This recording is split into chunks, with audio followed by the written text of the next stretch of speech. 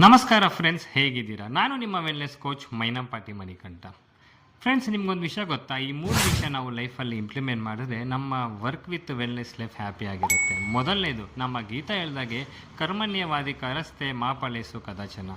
ಯಾವಾಗಾದ್ರೆ ನಾವು ವರ್ಕ್ ಮಾಡ್ತೀವಿ ಅದನ್ನು ರಿಸಲ್ಟ್ ಎಕ್ಸ್ಪೆಕ್ಟ್ ಮಾಡಲ್ಲ, ನಮ್ಮ ಹ್ಯಾಪಿಯಾಗಿ ಲೈಫ್ನ ಲೀಡ್ ಮಾಡ್ಬೋದು. ಇಲ್ಲಾಂದರೆ ನಮಗೆ ಎಕ್ಸ್ಪೆಕ್ಟ್ ಮಾಡಿರೋ ರಿಸಲ್ಟ್ ನಾವು ಯಾವಾಗಾದರೆ ಮೀಟ್ ಮಾಡಲ್ವೋ, ನಾವು ಮಾಡೋ ವರ್ಕ್ನ ಕೂಡ ಪ್ರಾಪರಾಗಿ ಮಾಡಲ್ಲ.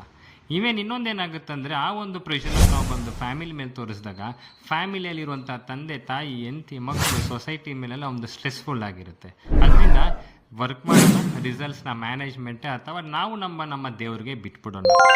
ಎರಡನೇದು, ಎಮೋಷನ್ ರೀಸನಿಂದ ನಾವು ವರ್ಕ್ ಮಾಡಿದಾಗ ಪರ್ಫೆಕ್ಟ್ ಆಗಿರುತ್ತೆ. ಏಕೆಂದರೆ ನಿಮ್ಗೊಂದು ಎಕ್ಸಾಂಪಲ್ ಕೊಡ್ತೀನಿ ಕೇಳಿ. ನಮ್ಮ ತಾಯಿಯವ್ರಿಗೆ ಕೋವಿಡ್ ಬಂದಾಗ ಅಲ್ಲಿ ಟ್ರೀಟ್ಮೆಂಟ್ ಮಾಡ್ತಾ ಇದ್ದ ಡಾಕ್ಟರ್ ಅವರು ನಮ್ಮ ತಾಯಿಯವ್ರಿಗೆ 2 PPT ಕಿಟ್ ಹಾಕ್ಕೊಂಡು ಟ್ರೀಟ್ಮೆಂಟ್ ಕೊಡ್ತಾಯಿದ್ರು. ಅಲ್ಲಿರುವಂತಹ ಪ್ರತಿ ಪೇಷಂಟ್ ಜೊತೆ ಹ್ಯಾಪಿಯಾಗಿ ಅವರು ಇರ್ತಾಯಿದ್ರು. ಅದರಿಂದ ಅಲ್ಲಿರೋ ಪೇಷಂಟ್ಸ್ ಒಂದು ಹ್ಯಾಪಿ ಎನ್ವಿರಾನ್ಮೆಂಟಲ್ಲಿದ್ದರು. ಈವನ್ ಆ ಡಾಕ್ಟರ್ ನಮಗೆ ಕೂಡ ಬಂದು ಪಾಸಿಟಿವ್ ವೈಬಿನ ಕೊಟ್ಟಿದ್ದರಿಂದ ನಾವು ಹ್ಯಾಪಿ ಆಗಿದ್ವಿ. ಈವನ್ ಡಾಕ್ಟರ್ಸ್ ಅವ್ರಿಗೆ ಫ್ಯಾಮಿಲಿ ಇದ್ರೂ ಸಮೇತ ಅವರು ವರ್ಕ್ನ ಒಂದು ಸರ್ವಿಸ್ ಓರಿಯೆಂಟೆಡ್ ನೋಡಿ ಎಮೋಷ್ನಲ್ ಆಗಿ ರೀಸನ್ ಇರೋದ್ರಿಂದ ಯಾರಿಗೂ ಏನೂ ಪ್ರಾಬ್ಲಮ್ ಆಗ್ತೀರಾ, ಮ್ಯಾಕ್ಸಿಮಮ್ ಪೀಪಲ್ಸ್ ಅದರಿಂದ ಆಚೆ ಬಂದರು. ಮೂರನೇದು, ಕಾಯಕವೇ ಕೈಲಾಸ. ನಾವು ಮಾಡೋ ವರ್ಕ್ನ ನಾವು ವರ್ಷಿಪ್ ಮಾಡಿದಾಗ ಅದು ನಮಗೆ ರಿಟರ್ನ್ಸ್ನ ಕೊಟ್ಟೇ ಕೊಡುತ್ತೆ.